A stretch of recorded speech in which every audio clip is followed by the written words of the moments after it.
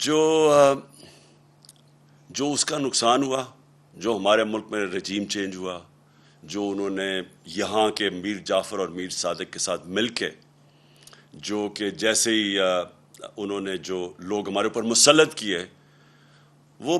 پاکستان کے ہم سب جانتے ہیں 30 سال سے یہ وہ لوگ ہیں جن کی انٹرنیشنل فیم ہے چوری کی، صرف پاکستان میں نہیں، دنیا کے اخباروں میں ایک کو 10% کہتے تھے آصف زرداری کو، نواز شریف کے اوپر BBC کی فلم بنی ہوئی ہے کہ کیسے انہوں نے وہاں ایک قاضی فیملی کو پیسے بھجوائے، اسحاق ڈار نے اپنے ایفیڈیوٹ میں بھی لکھا ہے کہ پیسے یہاں سے چوری کر کے وہاں بھجوائے اور وہاں سے ریمیٹنس دکھا کے پاکستان لے کے آئے، جو بار بار دہرایا گیا فیک اکاؤنٹس، یہی سسٹم تھا، یہاں سے ہنڈی حوالے سے پیسے باہر بھجواؤ چوری کر کے اور ادھر سے پھر ریمیٹنسز دکھا کے پاکستان پیسہ لے کے آؤ. تو اس کے اوپر بھی فلم بنی ہوئی ہے نواز شریف کے اوپر. تو یہ وہ لوگ جو پہلے انہوں نے چوری کی، NRO 1 مل گیا، مشرف نے معاف کیا، پھر سے یہ 10 سال آئے، پھر انہوں نے چوری کی. تو وہ جو ان کا مقصد جو ان کو اوپر مسلط کیا تھا، ان کا صرف ہم سب جانتے ہیں کہ مقصد تھا NRO 2 لینا. اور انہوں نے NRO 2 کی صرف ان کی جو کوشش 3.5 سال میرے دور میں ہمیں صرف گرانے کی ایک ہی کوشش تھی کہ کسی طرح وہ دوسری دفعہ جو انہوں نے چوری کی تھی وہ بچ جائے. اب آج کا میں جو اصل وجہ سے میں نے آج یہ آپ کے سامنے قوم کے سامنے ہوں وہ یہ کہ دیکھیں، ایک پہلے سازش ہوئی، پھر ایک کرپٹ سیٹ اپ کو اوپر لے کے آئے، اور پھر انہوں نے اپنا NRO 2 لیا، اور اس کے بعد جو قوم کو یہ کہہ کے آئے تھے کہ ہم مہنگائی کم کریں گے، مہنگائی کے سارے ریکارڈ توڑ دیے. آج ساری قوم جانتی ہے کہ کبھی پاکستان میں اس طرح کی مہنگائی اتنے تھوڑے ٹائم میں نہیں ہوئی، اور یہ صرف 2008 میں یعنی 14 سال پہلے اس طرح کی مہنگائی تھی. مہنگائی صرف آسمانوں پہ نہیں گئی، جو ہماری معیشت تھی، جو کہ صاف جو economic survey of Pakistan government کی جو سروے ہے اس میں جو بتایا تھا کہ ساری چیزیں یعنی انڈیکیٹرز جو تھے معیشت کے وہ سارے صحیح راستے پہ جا رہے تھے، چاہے ایکسپورٹس ریکارڈ تھی، ٹیکس کلیکشن ریکارڈ تھا، اس کے بعد جو ہماری زراعت تھی ان کی بڑی زبردست 4 فصلوں کی ریکارڈ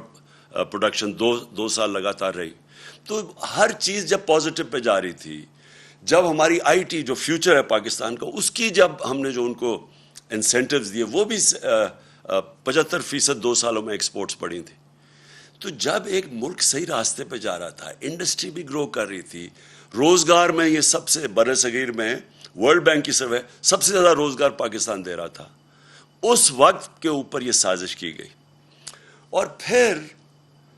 جب لوگ پہلے ہی تنگ تھے، پہلے قوم کی خودداری جاگ گئی، قوم نے جب دیکھا تو یہ کوئی بھی نہیں سمجھ رہا تھا کہ اس طرح پبلک سڑکوں کے اوپر نکلے گی. میں سچ بتاؤں، میں بھی نہیں سمجھ رہا تھا اس تعداد میں پبلک نکلے گی. عموماً تو لوگ جب حکومت جاتے ہیں خوشیاں مٹھائیاں بانٹتے ہیں، تو پبلک سڑکوں کے اوپر آ گئی. یہ کوئی بھی جو سازش کرنے والے تھے ان کے ذہن میں بھی نہیں تھا کہ اس طرح پبلک سڑکوں پہ نکلے گی. انہوں نے سمجھا تھوڑی دیر کے بعد یہ پبلک تھک جائے گی، گرمی بہت ہے. اس کے باوجود پبلک مسلسل سڑکوں پہ نکلتی رہی، اور جب بھی ہم نے ان کو دعوت دی، پرامن احتجاج کی، ابھی ہفتے کو قوم نے دیکھا کہ کس طرح پبلک آئی پنڈی اور اسلام آباد کی پریڈ گراؤنڈ میں، اور سارے پاکستان میں لوگ نکلے. اب جو ہو رہا ہے پاکستان سے، میں اس کی طرف اب آنا چاہتا ہوں کہ بجائے یہ جو جنہوں نے بھی سازش میں ملوث تھے ان کو یہ سوچنا چاہیے کہ جب عوام ایک طرف کھڑی ہو گئی ہے، ان کو قبول ہی نہیں کر رہی، ان چوروں کو نہیں عوام قبول کر رہی، ان کو چور بھی کہتی ہے، غدار بھی کہتے ہیں، اور ان غدار ایسے کہ ان کا انٹرسٹ ہی پاکستان میں نہیں ہے، ان کے پیسے باہر پڑے ہوئے ہیں، ان کا اصل انٹرسٹ ان کے پیسے ہیں، ان کا نظریہ پیسے ہے. دیکھیں، جب نظریہ پیسہ ہو تو نظریہ پیسے کے لیے یہ ہر چیز قربان کرنے کے لیے تیار ہے.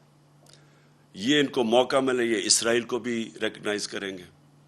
ان کو موقع ملے یہ کشمیریوں کی قربانیوں